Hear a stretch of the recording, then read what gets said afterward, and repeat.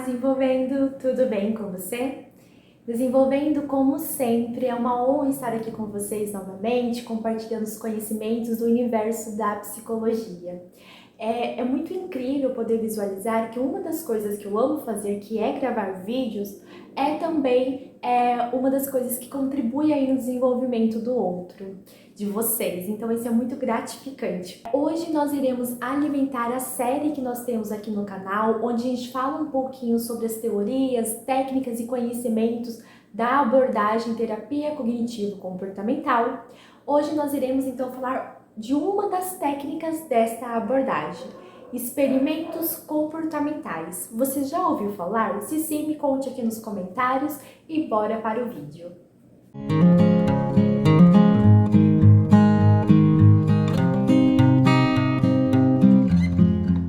A terapia cognitivo-comportamental, como nós já podemos compreender através dos outros conteúdos disponibilizados nesta série, ela tem como objetivo a reestruturação do modelo cognitivo do paciente e também auxiliá-lo na resolução dos seus problemas, sendo a reestruturação cognitiva um dos pilares principais da TCC, que se trata aí então de identificar e modificar os pensamentos disfuncionais ou crenças que de alguma forma limitam ou produzem sofrimento para o sujeito, por exemplo, ansiedade, depressão e entre outros transtornos e dificuldades emocionais.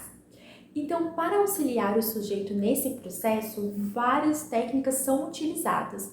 Uma delas é o experimento comportamental. Sempre que possível, o terapeuta ele irá planejar de forma colaborativa experimentos comportamentais que o paciente consiga colocar em prática e testar as suas ideias e pensamentos automáticos, testar a validade desses pensamentos.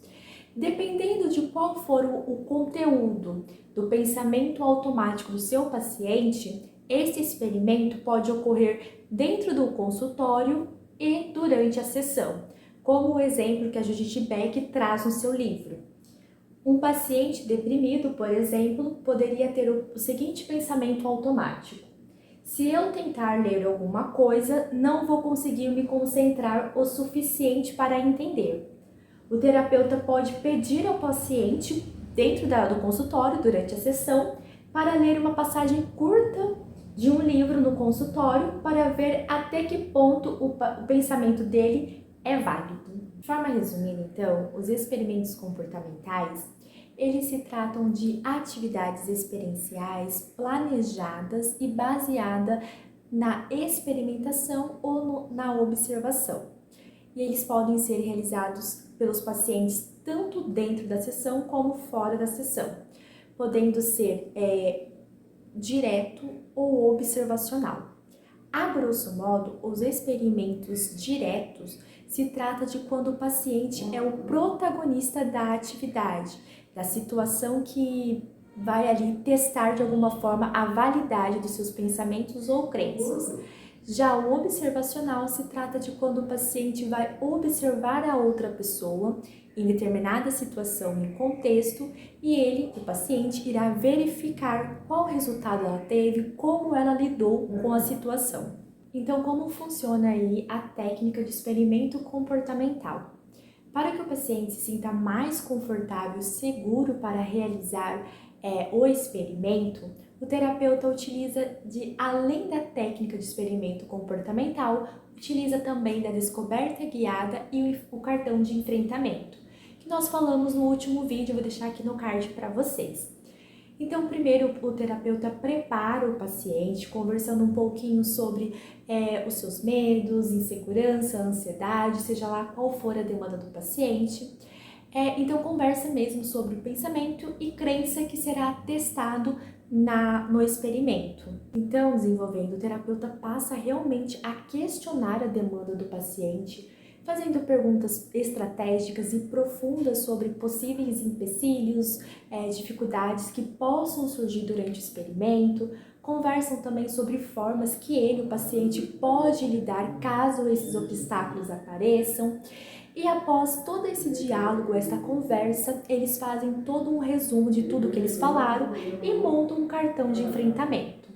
Nesse cartão vai estar o pensamento ou a crença que será testado, os possíveis obstáculos e empecilhos que possam surgir aí dentro no experimento e as formas que o paciente pode lidar com esses obstáculos.